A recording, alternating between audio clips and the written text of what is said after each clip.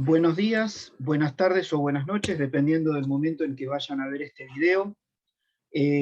Estamos hoy de nuevo con el doctor Diego Gonzalo Cejas, doctor en Historia, a quien ya hemos contado con su presencia en varios videos de este canal, eh, y a quien ya podemos considerar un amigo de la casa, del que inclusive, bueno, estamos a la expectativa de que podamos concretar su visita presencial acá en nuestra querida localidad de Trevelin. El motivo de este encuentro es porque, si bien lo hemos escuchado disertar a Diego sobre temas de música patriótica y música militar, que es uno de los temas de su expertise, eh, nos une la pronta conmemoración del 25 de noviembre, fecha muy cálida para los trevelinenses y para los chubutenses en general, que es la fecha de la llegada al Valle 16 de octubre del teniente coronel Luis Jorge Fontana y la compañía de rifleros del Chubut. Sin saberlo, resulta ser que Diego también es un experto en temas de historia militar y que ha estado curioseando en la vida de Luis Jorge Fontana, y bueno, y hemos descubierto un interés muy en común en este personaje tan notable de la historia argentina y que merece tener un poquito más de lugar en la historia argentina. Si bien tiene algo de lugar en los bronces de las plazas patagónicas, vamos a ver si logramos con esto que los argentinos conozcan un poco más a este héroe federal, porque une varias provincias a lo largo de su historia, varias provincias argentinas a lo largo de lo que fue su intervención, y un personaje multifacético, podríamos decir, Diego. Sí, Hernán querido, mi atento saludo siempre a vos y a todos quienes ven tu canal. Siempre contento con una nueva invitación y tener un conversatorio acerca de estos motivos que nos apasionan. Bien referías hace un momento que el personaje de nuestra tarde, de nuestra conversación de hoy, es Jorge Luis Fontana, con un perfil excepcional, porque fue soldado e intelectual, fue soldado y un hombre de ciencia. Cuántos afanes que completaban sus pasiones. Quiero contarte que nació en el viejo régimen de nuestra historia argentina, nació en 1846. Su papá pertenecía a la secretaría del brigadier general don Juan Manuel de Rosas. Su papá era el doctor Luis María Fontana, hombre muy cercano a Rosas. Y como tal, luego de la derrota de Caseros en 1852, debe abandonar la escena porteña y se va a Carmen de Patagones. Carmen de Patagones, que tenía una prosperidad por su puerto, que ya tenía una historia en la guerra contra el Imperio del Brasil. Uno de los pocos intentos también poblacionales españoles que sobreviven al intento de poblamiento de la región patagónica por parte de la corona española previo a nuestro proceso de independencia. Un dato es muy, muy así. interesante.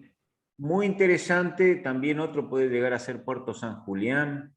En fin, las ideas fueron fantásticas.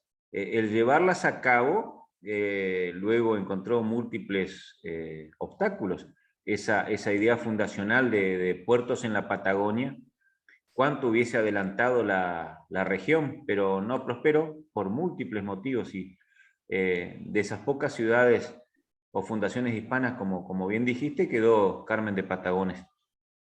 Entonces, el porteño Jorge Luis Fontana, nacido en 1846, se va muy de niño a Carmen de Patagones. Yo creo que ese es el impulso inicial, esa curiosidad, ese sitio, la fantasía que pudieron haber despertado en su cabeza de niño, en su inteligencia de niño, el contacto con la naturaleza y con fósiles y con el río cercano, una curiosidad que siempre tuvo.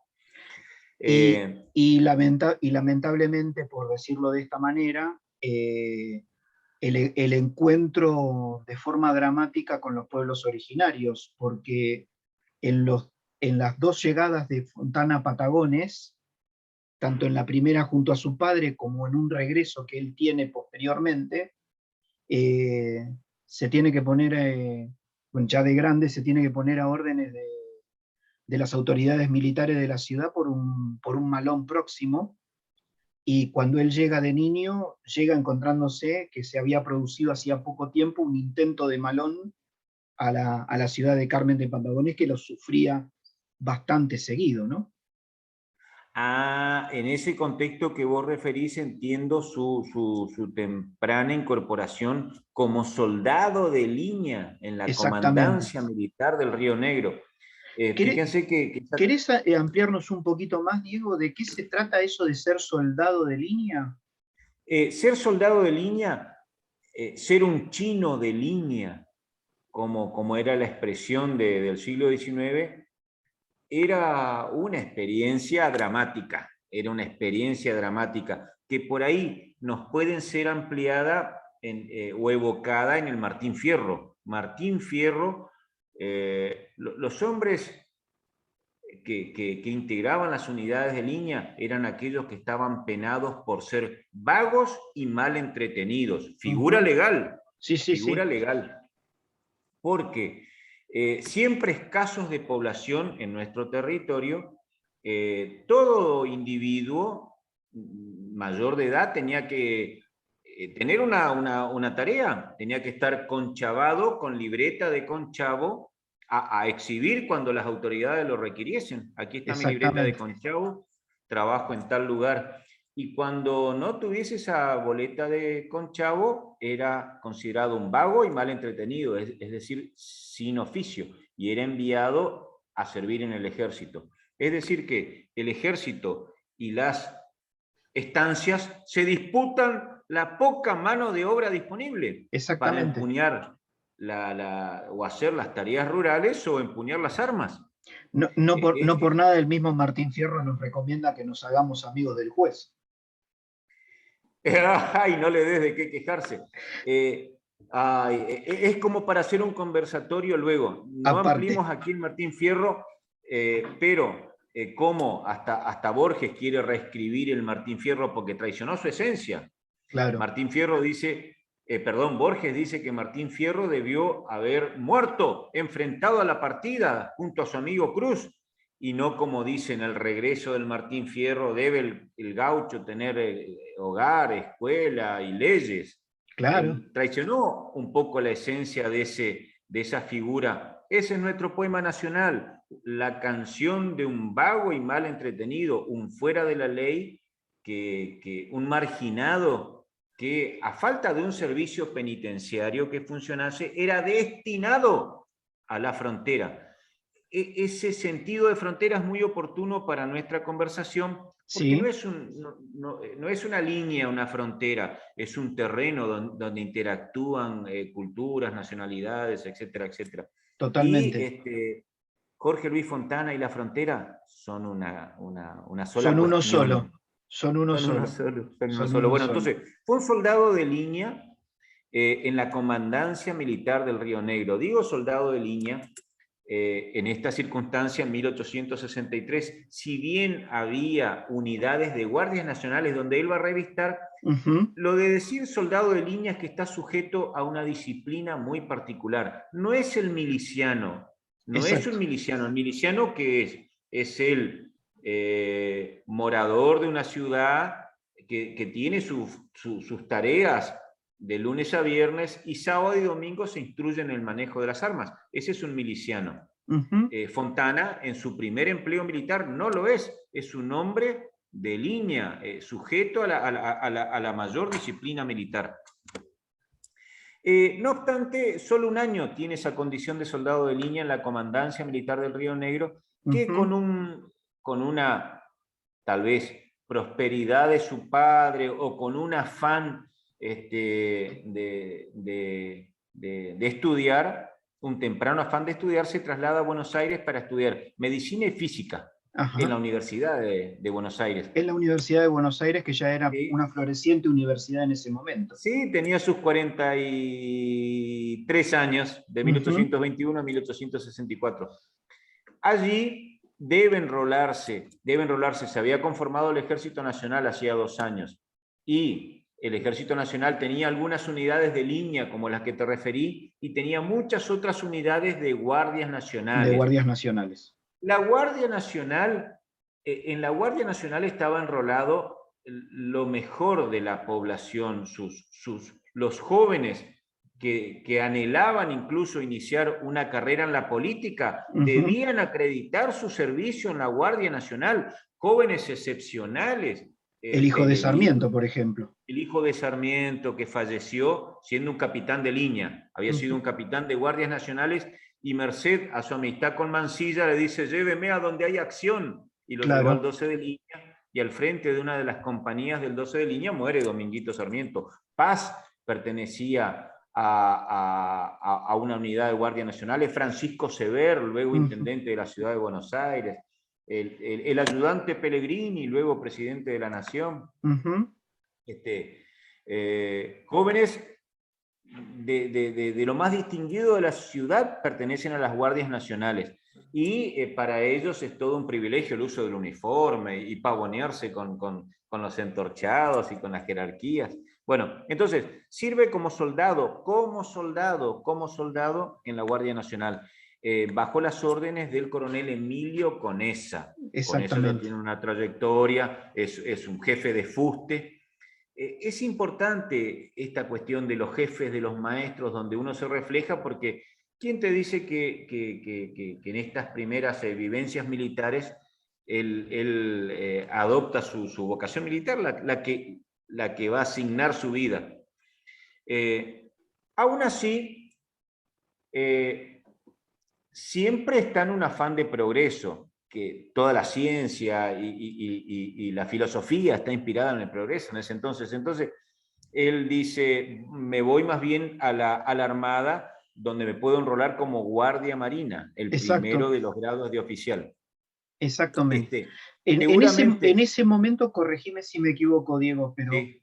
todavía no está muy organizado el tema No, de no, no, los no, no, no. grados. Está empezando a Faltan, organizarse los grados sí, militares, tanto de la Armada como del Ejército. sí, los grados respondían todos a la escala que conocemos, subtenientes o guardiamarinas, tenientes, capitanes, sargentos mayores, comandantes o tenientes coroneles.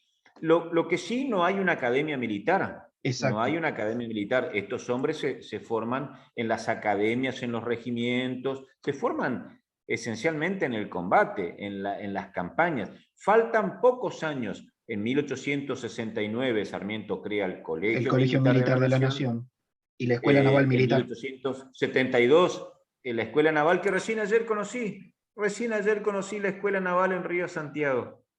Así que comparto con ustedes esa experiencia. Bueno, lo que quiero decirte es que nuestro joven amigo y jefe, porque lo siento así, Jorge Luis Fontana, participa en una de las acciones más reñidas de la guerra, una de las acciones navales más reñidas de la guerra, el forzamiento del Paso Cuevas.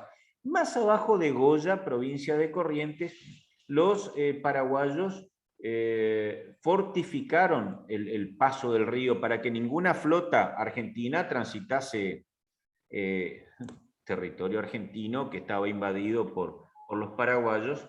Entonces, cuando pasa la pequeña escuadra nacional, dos vapores eran nuestra escuadra nacional, lo descosen a proyectiles los paraguayos en ese forzamiento del Paso Cuevas. Nuestras naves pasaron a un ritmo lento, desafiante, bajo el fuego de las piezas paraguayas.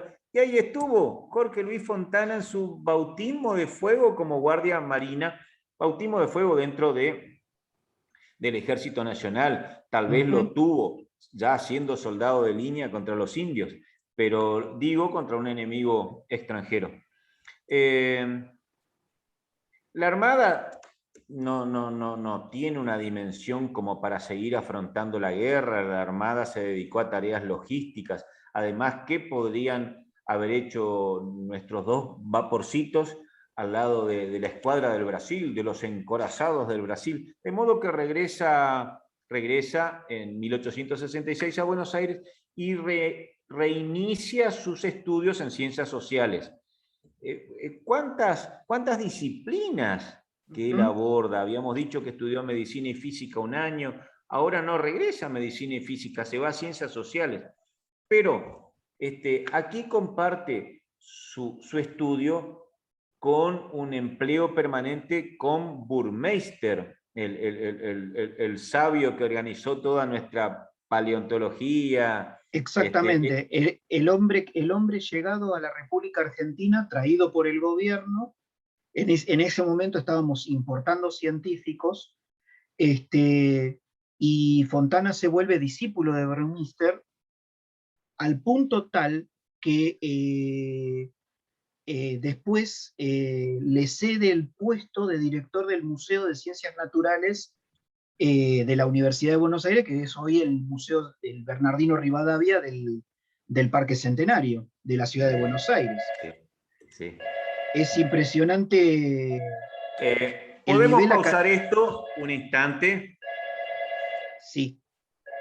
Bueno, vos creo que terminabas tu comentario acerca de... Sí, estábamos diciendo esto de el nivel académico de Fontana al punto tal de llegar a convertirse en discípulo de Buckminster y llegar a reemplazarlo en la dirección del Museo de Ciencias Naturales. Pero fíjate ese afán de autodidacta, porque tiene iniciadas muchísimas carreras. Pero bueno, ninguna de estas carreras puede compararse con trabajar codo a codo con Burmeister. Totalmente, totalmente. En ese momento en donde se empieza a gestar las ciencias naturales y la paleontología argentina, para este hombre debe haber sido el sueño del pibe, por decirlo de alguna manera, concretar ese sueño ideal de poder estar con uno de los hombres más importantes De la ciencia argentina. de la disciplina en ese momento, y aportando a generar la ciencia argentina que en ese momento están haciendo también.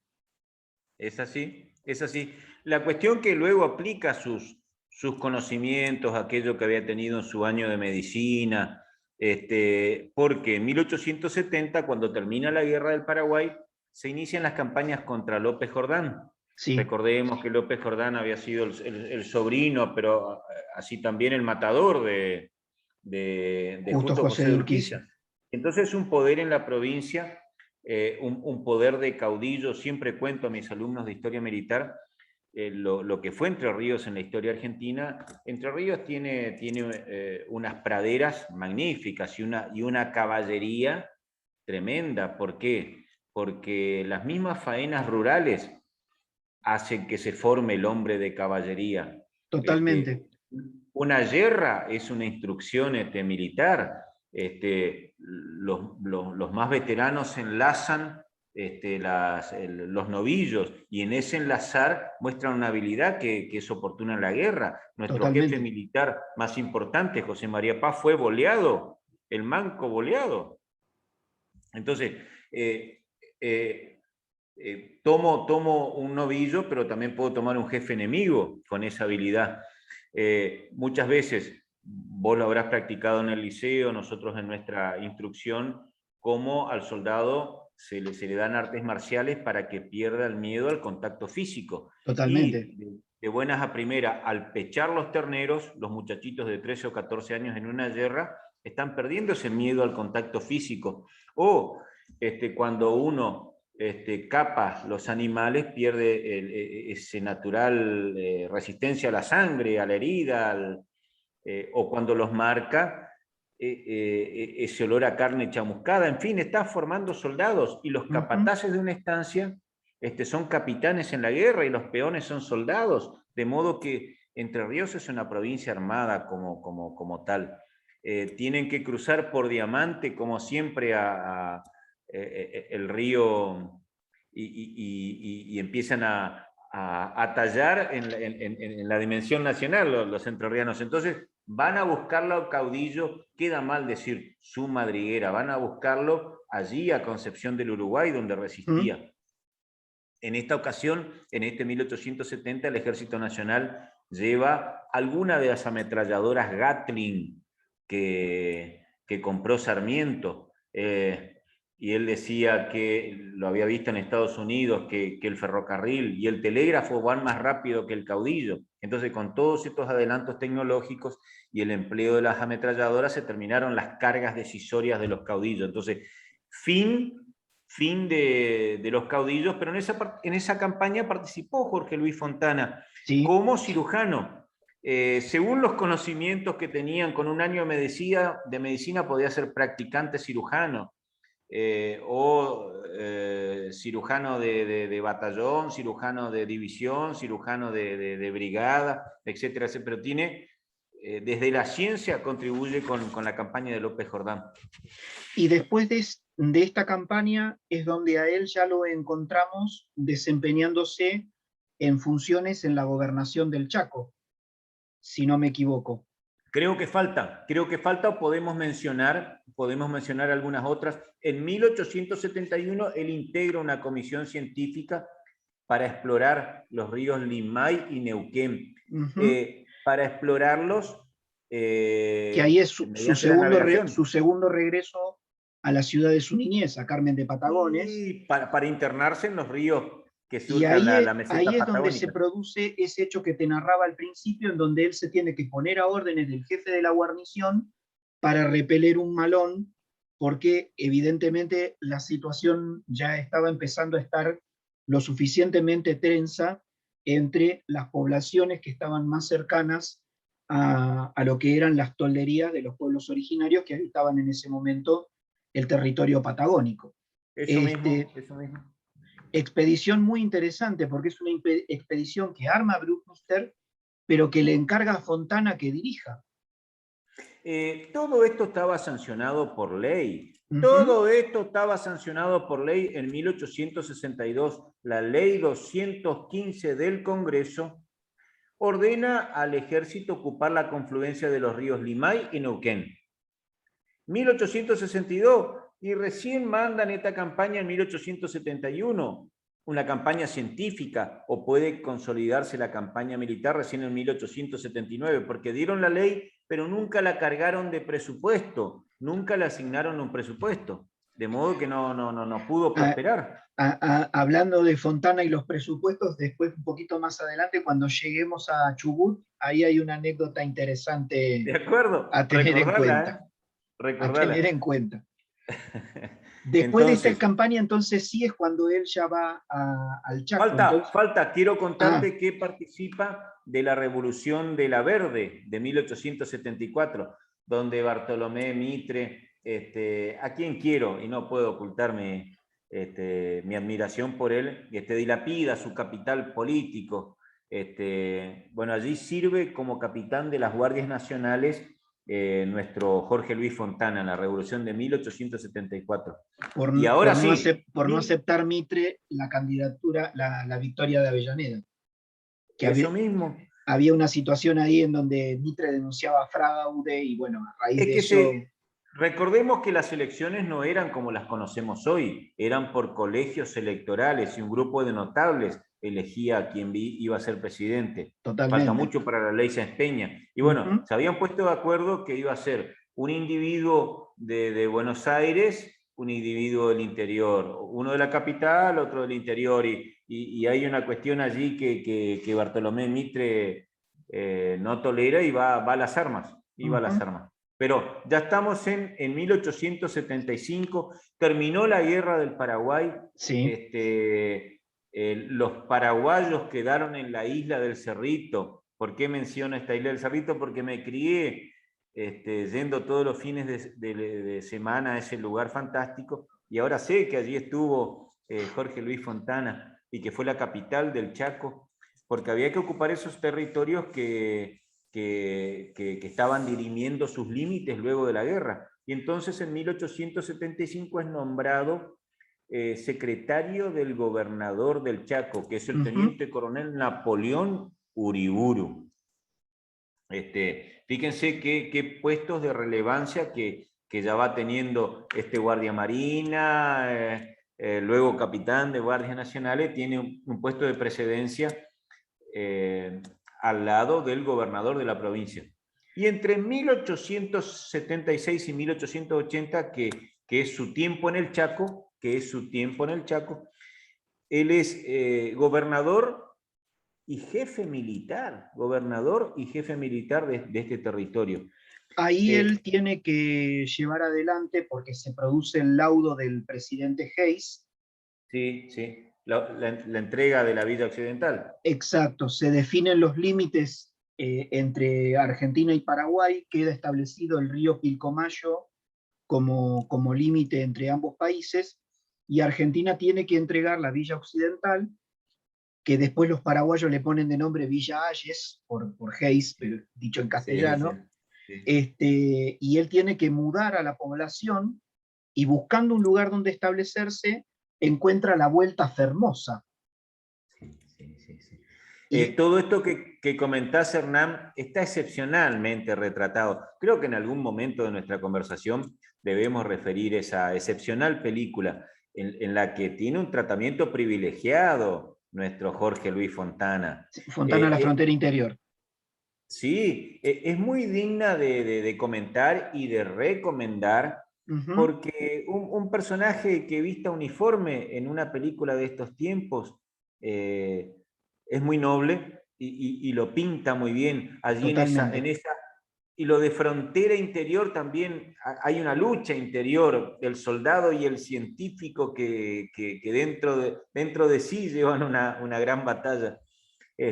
Así que recomiendo Pero verla. yo me he convencido de que Fontana es un hombre que logra equilibrar esas dos vocaciones o esas dos pasiones, la ciencia y la milicia. Porque después, bueno, cuando él tiene que realizar la fundación de Formosa y traslada Villa Occidental a la ciudad de Formosa y funda la ciudad, y de paso le mandamos un saludo a los amigos formoseños que conocemos, y que seguramente van a estar contentos de este video. Eh, Él encuentra esa vuelta del río donde justamente donde funda la ciudad y permite el desarrollo de la ciudad de Formosa, y es cuando el presidente Nicolás Avellaneda le encarga realizar una expedición para buscar un camino que una la reciente fundada ciudad de Resistencia con la ciudad de Salta, lo que hoy va a ser nuestra ruta 34, si no me equivoco. No, quiero interpretar bien y es la ruta 16, es la ruta, 16. la que atraviesa el Chaco al lado del ferrocarril, porque luego viene el ferrocarril Ujú. que une Metán con el puerto de Barranqueras y que tiene Exacto, un recorrido paralelo a esta ruta 16. Quiero interpretar que por allí fue la ruta de Fontana. Él recorrió estos sitios y también, bueno, hay un combate severo en la Cangallé, donde los indios con armas de fuego le dan una herida tremenda bueno, le inutiliza el brazo. De allí en más se te pierde su brazo sí. izquierdo. Él dice que queda manco, pero en realidad le queda inutilizada la mano izquierda. Por favor. Hay unas cuantas gestiones nobles durante este tiempo de gobernador y jefe militar en el Chaco, porque es proteger a las poblaciones, a las nobles poblaciones de los ataques de los indios vilelas, que están Ujú. retratados en esta película que comentábamos. Sí, sí, Allí mudó la gobernación a la isla del Cerrito. La isla del Cerrito, ¿por qué allí? Porque pone fin a las apetencias brasileñas. Fue la última isla en ser desalojada. Como esa isla justo está en la confluencia de los ríos Paraguay y Paraná, es tremenda, maneja los ríos interiores. Y entonces allí pone la gobernación del Chaco. Y porque el acceso es fluvial, el totalmente. acceso es fluvial y desde Corrientes uno tiene 30 kilómetros hasta la isla del Cerrito. Bueno, vos referías recién la fundación de Formosa en abril de 1879, y acá tenemos que hacer paralelismos. Cuando Sí, Roca está marchando con todo el mérito que le atribuyó la historia de su campaña a la confluencia de los ríos Illimay, en abril de 1879 están marchando allá, están cerca de Carué, o están partiendo desde Carué. Y Jorge Luis Fontana está fundando en el otro espacio interior, la ocupación de los espacios interiores, está fundando Formosa. Qué momentos soberanos de nuestra historia. y esa expedición, él narra en su diario, que después Aquiles Ligobone lo recupera, Sí. es una expedición dramática, porque él sale con 50 soldados, de los que pierde casi la mitad, y termina llegando a Salta a pie porque pierde las caballadas, o sea, se le mueren los caballos en el recorrido. Así que me imagino ese uniforme de paño con el kepi, que sería muy útil en el frío patagónico, pero no me quiero imaginar lo que sería en el calor del Chaco profundo, con los insectos y las enfermedades que te podía llegar a agarrar, pues ahí me Totalmente, imagino que el mosquito más chico totalmente. te ceba mate. Seguro, es así, es así, es así.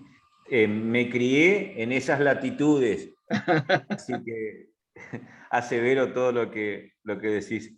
En 1880 es sargento mayor, un actual mayor del ejército, Ujú. cuando es herido en la Cangallet, y está excepcionalmente retratado en la película.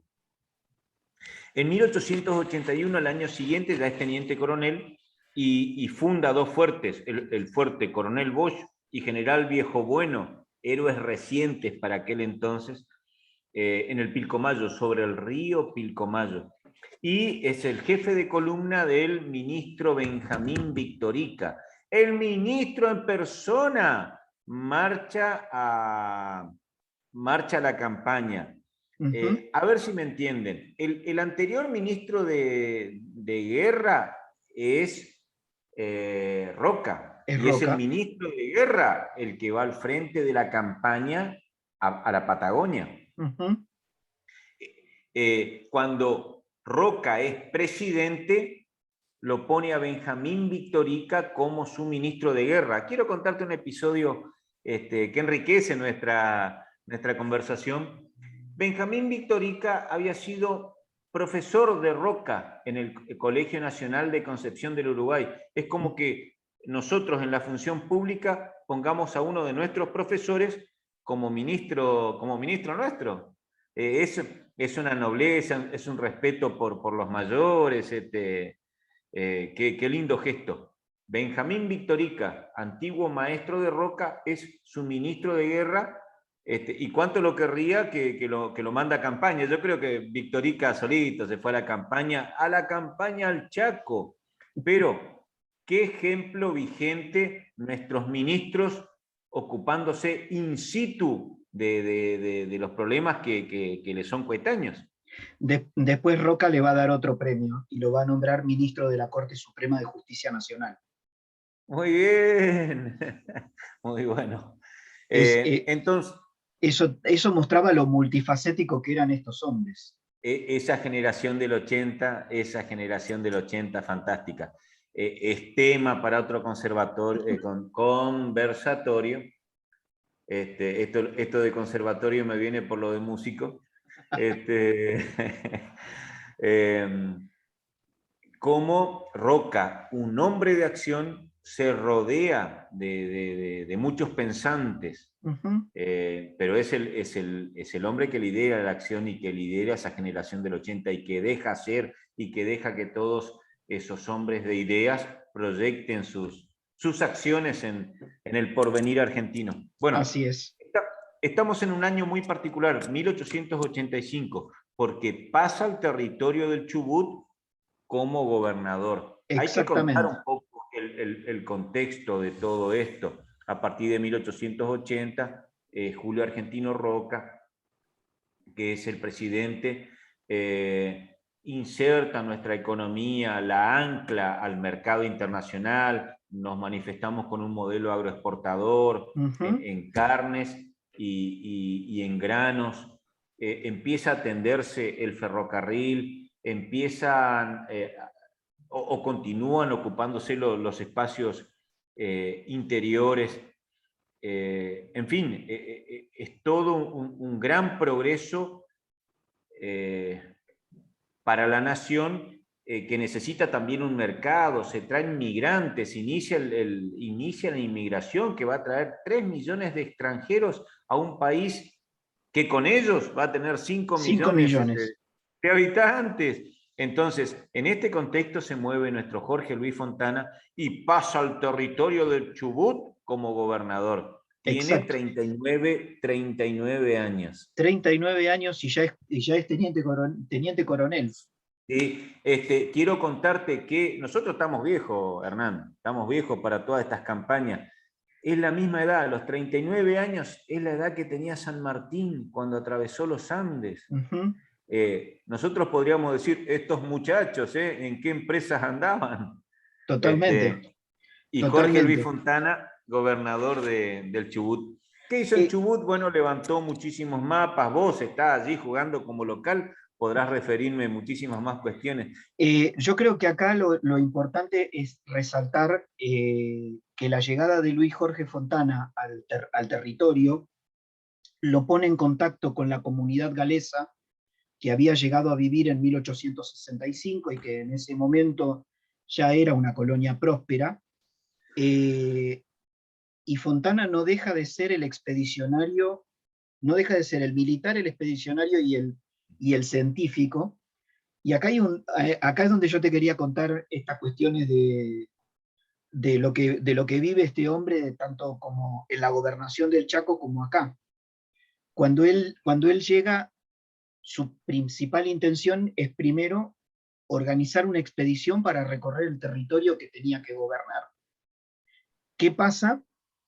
Él no le tenía mucha confianza al principio a los galeses, le generaban cierta desconfianza, porque esta cuestión de que vivían acá en el territorio pero hablaban otro idioma, entonces esa desconfianza lo lleva a decir, pido tropas que vengan de Buenos Aires, y la respuesta es la respuesta que recibiría hoy un gobernador de provincia, no hay presupuesto y no hay plata. Entonces, acá se genera un punto de inflexión en esa relación, porque son los galeses, a través de dos representantes de la comunidad importantes, uno es John Murray Thomas y el otro es John Daniel Evans, quienes le dicen, ¿por qué no arma una expedición con nosotros como voluntarios? Y él pide permiso y esa expedición se acepta y conforma una expedición. Y vos fíjate un detalle, te voy a leer una frase Sí. En donde él retrata a los galeses.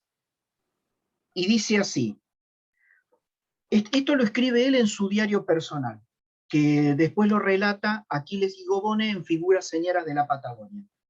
Así como rendían culto a lo bello y a la poesía, en referencia a los galeses, en inspirados cantos y versos, y se prosternaban respetuosos en continua invocación al supremo Hacedor, eran capaces al mismo tiempo de montar a caballo con la maestría de un árabe, volear avestruces o guanacos como lo haría un indio y manejar la carabina con la precisión del más hábil soldado. Eso te demuestra que esa desconfianza del principio se logró subsanar y llevan adelante esta expedición fantástica que es lo que le permite a ellos conocer los valles cordilleranos. Quiero que me expliques, Sí. esa exploración es para darse seguridad. ¿Cuál era el afán de la expedición de los rifleros? ¿Adelantar tierra? ¿El Estado no se las daría? En En fin.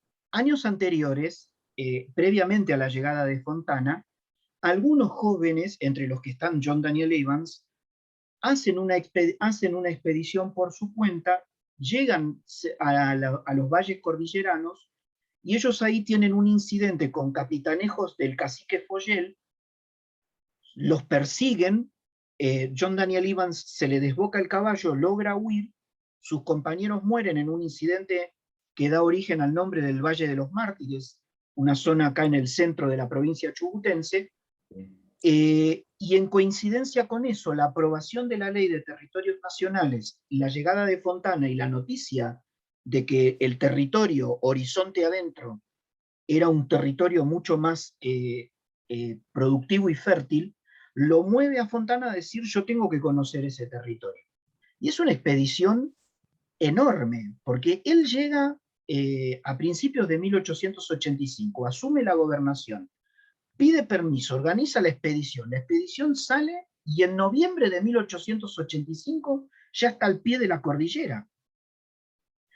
Y después de llegar, no se queda, retoma la expedición, cruza de nuevo la provincia, lo que hoy es la provincia del Chubut, rumbo a lo que hoy sería Comodoro Rivadavia, para regresar explorando la costa a la ciudad de Rawson y cerrar la expedición a comienzos de 1886. Están casi un año a caballo dando vuelta por la provincia, un hombre que podríamos decir tiene 39 años, pero viene de haber estado en cuanta guerra hubo, de haber perdido casi una mano en el Chaco, de haberse agarrado cualquier peste o cualquier enfermedad, o sea, de ser un hombre de una salud precaria, estimo yo. No he conocido el historial médico de Fontana, pero me imagino que debería ser un hombre de salud precaria, y el tipo de a caballo dando vuelta por la provincia, con los rifleros, y bueno, y ahí es donde el gobierno lo autoriza a enviar familias a colonizar la cordillera, y eso es lo que permite que hoy tengamos este hermoso Valle de Trevelin como lo conocemos, como lo vivimos nosotros acá, y bueno, como lo ven ustedes, al menos en las imágenes por Sí, sí, televisión. sí, sí. Y yo creo que Fontana fue el individuo ideal. ¿Pudo no haber sucedido esa genial conjunción de intereses entre el gobernador y el Estado Nacional, de hacer una presencia allí? Pero solo el carácter de Fontana y su delicadeza, tal vez debido a su paso por la universidad, su agudeza en la percepción de la idiosincrasia de los inmigrantes allí, es la que propicia el ligarse con ellos y el Totalmente, liderarlos en definitiva. totalmente. Envíate otro hombre de línea, duro, mal llevado, hecho así por las circunstancias. No sé si hubiese habido esta feliz experiencia de los rifleros del Chubut y esa expedición magnífica que llegó al pie de la cordillera, que permitió esa feliz idea de llevar familias y que nos hacen sentir orgullosos de ser antecedentes de argentinidad en estas regiones. Totalmente, Así totalmente. que felizmente celebro la elección de Fontana. Alguien lo habrá resuelto así. Alguien lo habrá Totalmente. resuelto así. Porque podríamos hablar de un jefe militar que está inutilizado, que no tiene un brazo. Podríamos referir múltiples episodios de él que no lo hacían el más oportuno para gobernador del Chubut. Y sin embargo, es el elegido, alguien lo eligió oportunamente. Démosle la derecha por allí a Benjamín Victorica, el ministro de Guerra. Tal vez, o a Bernardo de Irigoyen, que firma la carta de nombramiento, la carta que me ¡Eh! mandaste.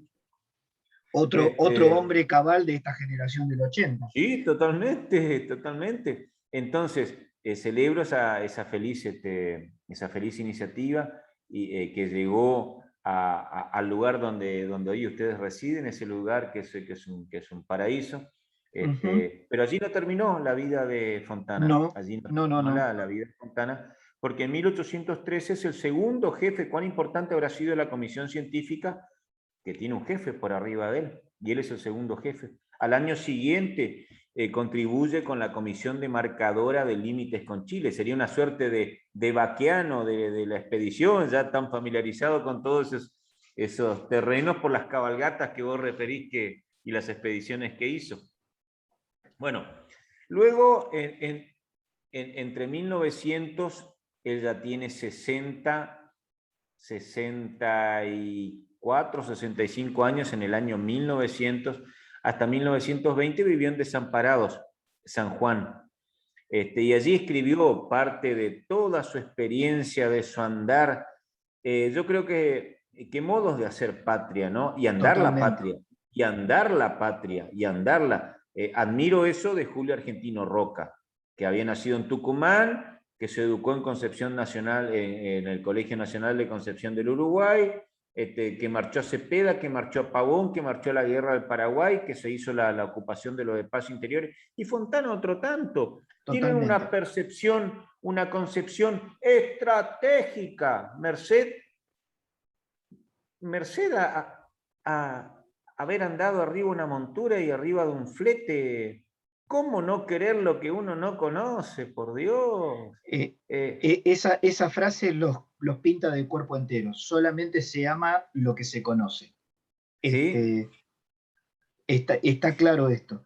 Y aunque ya es un hombre ya mayor, en los últimos años de su vida en San Juan, es interesante ver cómo sigue involucrado con la ciencia. Y esta cuestión de que al pobre se le ocurre comprar un sismógrafo para tratar de convencer al gobernador de San Juan de lo útil que era, sí. Y el gobernador diciéndole, no voy a invertir en esta máquina que no... ¿Para qué la quiero? Hernán querido, 1944, 1977, no hubiesen sucedido si le daban bolilla al loco al loco Fontana. Totalmente, totalmente. Qué hombre, o sea, qué visionario y qué adelantado a su época.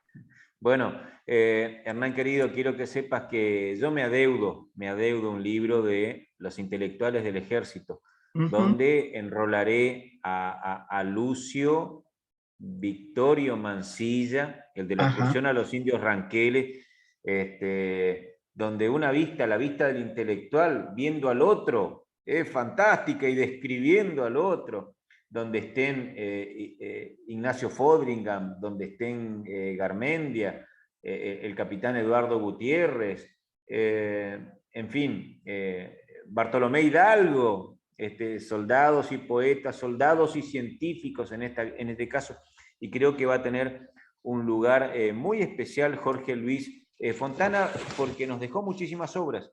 Por ejemplo, obras tempranas, en 1870, recordemos que estaba en la campaña contra López Jordán, pero sin embargo publica un libro a partir de lo que ve él en el Museo Público junto con Burmeister.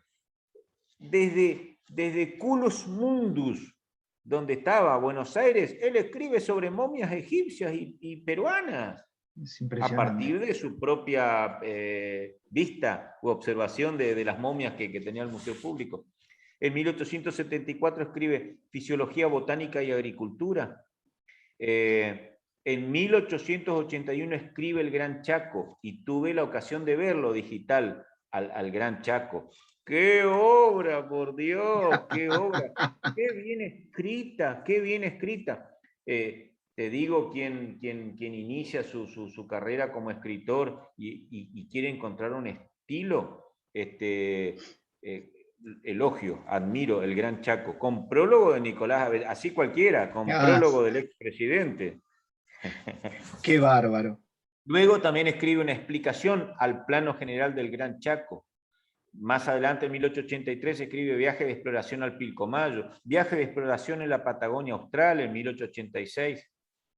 Sin embargo, se dedica a su vieja pasión, la paleontología, porque escribe un estudio del caballo fósil. Escribe luego, en sus tiempos de desamparado en San Juan, El clima en San Juan. Escribe además una enumeración sistémica de las aves, cómo está asignado por nombrar y por clasificar y por taxonomizar. Luego hay una obra muy particular en latín, Ab Ovo, que es un trabajo sobre la prehistoria. Mira, Eh, ese no lo tenía, no lo tenía. Un trabajo sobre la prehistoria. sobre la prehistoria. Ab ovo, estas dos palabras en latín, así lo dice Cútulo en su diccionario, donde él rastrea todos los escritos que pudiera haber sobre Fontana, cita ab ovo. Y tardíamente, en 1917, octogenario, es ascendido a coronel. Recién en 1917, un tanto un reconocimiento tardío a su, si es ascendido a coronel, pasó por el Congreso de Hipólito Yrigoyen, Claro. este ascenso. Es un reconocimiento de los hombres de la incipiente república a su viejo expedicionario y soldado, de modo que me pone contento, celebro junto al coronel Fontana. Creo que han sido episodios como para pintar a este gran soldado y científico argentino. Totalmente, totalmente. Yo te agradezco, Diego. Los trevelinenses y los chubutenses en general te agradecemos esta intervención. Realmente ha sido un gusto de nuevo tener este conversatorio con vos. Y bueno, esperemos que el año que viene se pueda concretar la visita Eso que estamos mismo, gestionando. eso mismo. Y tener el mismo asombro va a ser la primera vez que visite esa localidad. Y ver con ojos de asombro, así como Fontana, todas las bellezas que Dios preparó para ustedes. Bueno, muchísimas gracias.